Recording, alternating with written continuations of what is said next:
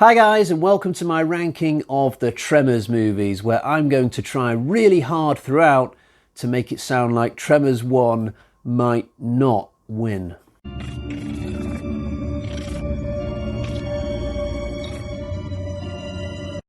So, before we get into it, I'll quickly let you know that I have a Tremors playlist where I've reviewed all of these films individually. So if you want to hear my longer thoughts on these films, that's where to go. Today's video is just for ranking them, basically, from worst to best. I'm going to be skipping through these quite quickly today, I imagine. So let's jump into it, and we'll start with the only Tremors film that I consider to be absolutely dreadful.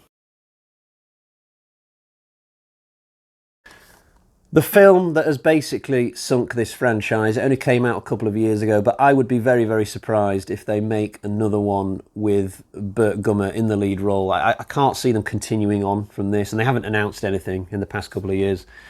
It's just a really bad film. It's got one thing going for it, and that's the fact that every now and again throughout this, you get these gorgeous aerial shots that sweep over the main tropical island in the film. They're like camera glides taken from a National Geographic documentary or something. They're absolutely gorgeous, but that's just trying to mask the fact that underneath the main meat of the film is just non-existent, really. The story's really boring in this. The villains all feel the same, but with different clothes on.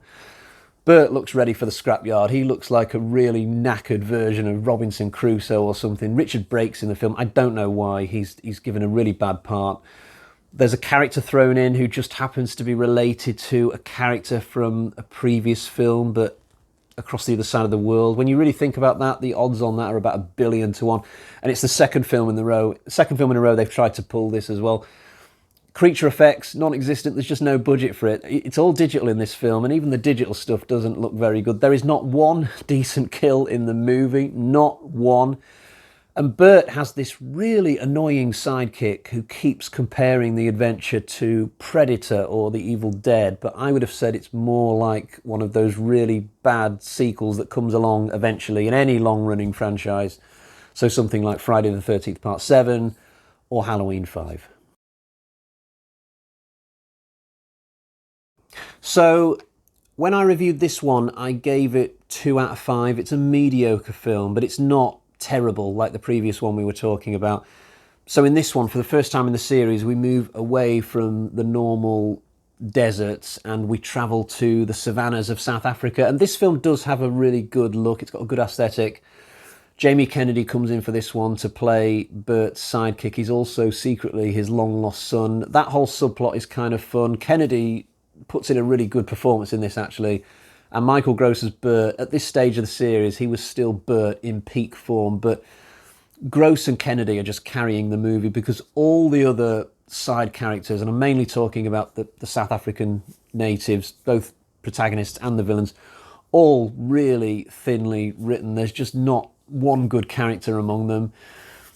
Creature effects, non-existent again. There's very little on that score. I mean, they are there, they're just not very good. Kills, forget it. I don't think there's one good kill in this movie. Again, there is one really good scene about halfway through where Bert's trapped in a cage and there's a lion outside and he starts to go gradually loopy in this cage. It's a much better scene than what I'm making it sound, but it's definitely a standout moment. The first time I watched this film, I did quite enjoy it from memory, but the second time I watched it, when I was doing so for the review, I just sat there throughout it thinking, this isn't really a movie I'd want to watch a second time, even though I enjoyed it on the first watch, so there we go. This is the only one that I don't have an individual release for, so I had to watch it from this old DVD trilogy pack, and that did make a difference on my enjoyment of the film, because the other 6 films I've got on Blu-ray, but this was a DVD, and I really noticed the difference. Like Tremors 3, for me, on this disc, is quite grainy. All the other films, really sharp, clear pictures, and the first film I even got to watch in 4K. So that definitely impeded me a little bit with this. Also, the creature effects in this, again, not very good. Now, that's not to say that from number 3 onwards in this series, all the creature effects start becoming really cheap and bad.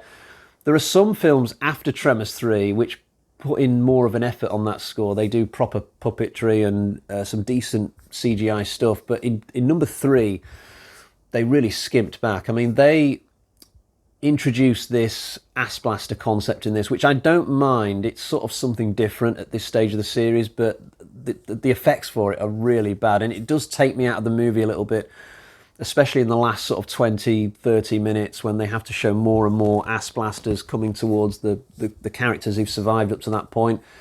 On the positive side, Michael Gross as Bert in this is pretty much at the peak of his powers. I mean, this was the first time in the series he'd taken on the lead role, and he absolutely seizes it with both hands. He's so charismatic in this film. He's got a sidekick who is sort of all right. It's this kind of cowboy businessman type figure who he opens his own Tremors theme park at the start of this, and that section of the movie is a lot of fun, even if I do feel like it should have been the Melvin character from the first movie doing that stuff. We get some characters back from the first movie, which is really cool. This film back in perfection again for the first time since the original. I like that. I would say that this is the weakest of what I would call the desert Tremors films. So if you look at the 7 Tremors films, the first 4 take place in the desert, and then the 5th one, the savannas of South Africa. Number 6 is in the Canadian Arctic. Number 7 is on a tropical island. So towards the end of the series, they started moving around all over the place, experimenting with different parts of the world, different terrains. The first 4 Tremors films, all in the desert. This is the worst of those, but it's still a good movie, I'd say, just about, on the whole. I gave it 3 out of 5 when I reviewed it. It's got some decent action sequences in there. So, yeah, this one's all right. So next we have the 6th movie, even though it doesn't have a number 6 in the title. This, for me, is the best of the later era Tremors films. It's quite entertaining, this one. It takes place in Canada, albeit it cheats a little bit on the snow, because in the prologue you see this massive big snowy terrain, and then for the rest of the film there isn't really snow. But I like the fact that most of the story takes place in this one little location. It's like an Arctic science research base sort of thing. It just works really well. It's much better than what they did with 5, where they tried to go to all sorts of different places in this one region of South Africa, and I think they bit off more than they could chew with that. Jamie Kennedy's back for a second time as Bert's sidekick, and I think the chemistry between those two is even better this time around. I just feel like they've sharpened up what they do with those two characters. It helps the fact that Bert knows that Travis is his son from the very start this time. Some of the newer characters make a decent impact this time as well. Like, there were a few of them that I really liked even after just 1 or 2 scenes, and for the rest of the film I really didn't want them to die. Creature effects better. It's like they looked at what they'd done with number 5 and thought, oh, we've got to do more here. We've got to put some more money in, or at least make better use of the money we've got. So there's some effort with animatronics in this, some good digital effects, and even 2 or 3 decent kills from what I can recall. So I would just about give Tremors 6 my seal of approval. It's an alright film. So now we're into the really cool ones with Tremors 4, The Legend Begins, the only prequel in this series. This film's got a really cool Western vibe. It really captures that 19th century Western feel. It's a suitably slow-moving sort of film as well. I think whoever directed this did have a decent understanding of the era that it's set in. Michael Gross's character takes a little bit of time to get used to, but I like the overall community. I like the characters in this and how they all know each other and how they support each other, have each other's backs during this really difficult situation that they find themselves in. And there's way more effort in terms of the puppetry and special effects in this one. It's much better than it was in 3. No doubt helped by the fact that they're not using ass blasters this time around, but even accounting for that, there's just more money and effort put into the doing the graboids and the animatronics and stuff. There are a number of really good splattery worm deaths this time around. Lots of the orange stuff flying around. There's a good story involving a mine that's having to close because of the worms, and that might lead to the town basically being abandoned forever. There's a great gunslinger character played by Billy Drago who comes in. He's really entertaining. So I think this film is one of the most underrated in the series. I would have loved to have seen them do a sequel to this, to be honest, instead of go back to the present day. It's really good. So at number 2, we have Tremors 2, and when I look back on this film, it makes me feel like Fred Ward as Earl Bassett is the true star of this franchise and not Michael Gross's Burt. I'm a little bit worn out by Burt now that I've seen him in so many of these films. I also kind of feel like Burt is maybe more suited to being the second or third character rather than the star. The only time I really thought Burt was great as the star it was Tremors 3, just because it was his first time. But I'm not sure you can repeat that, you know. But Fred Ward, he's brilliant in Tremors 2. He really carries the movie well without Kevin Bacon there to help him out. Fred Ward and Michael Gross as the lead pairing, it's fantastic in this, you know. People always talk about Kevin Bacon when they reference the first Tremors film. But for me, Fred Ward was the real nucleus. You know, he's the funny one of the two. He's the funniest person out of anybody in all of these films. He's just absolutely fantastic, and it's such a shame that he didn't actually do more than 2. But Tremors 2, man, this is one of the best second films in a horror franchise I've ever seen. If it has less of a budget than the first one, you don't really notice it. I think this was done for cinematic release. It might not have got much of one when it came out, but the budget's there.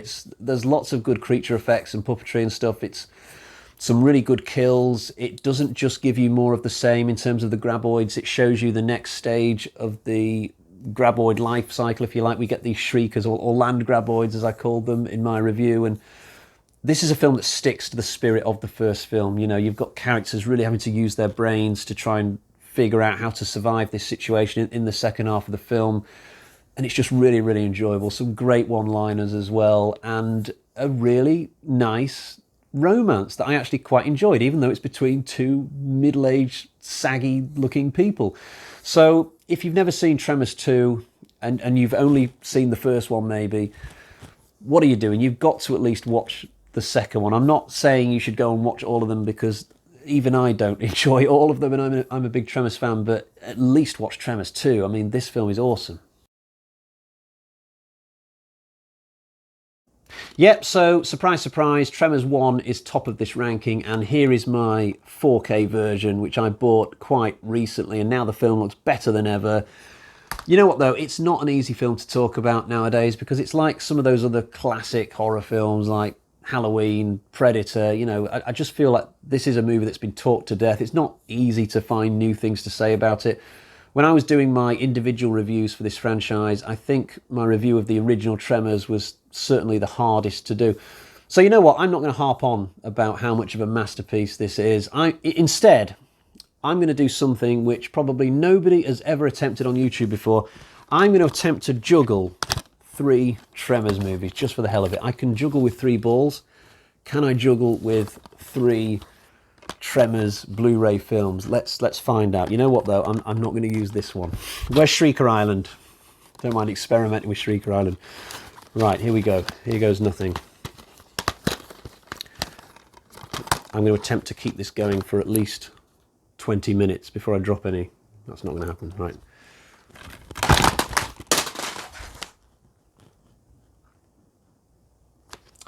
Yeah. Okay. So, you know what, let's bring this to a close. That was my Tremors ranking. I'll be back another time, I guess. Until next time, cheerio, bye-bye.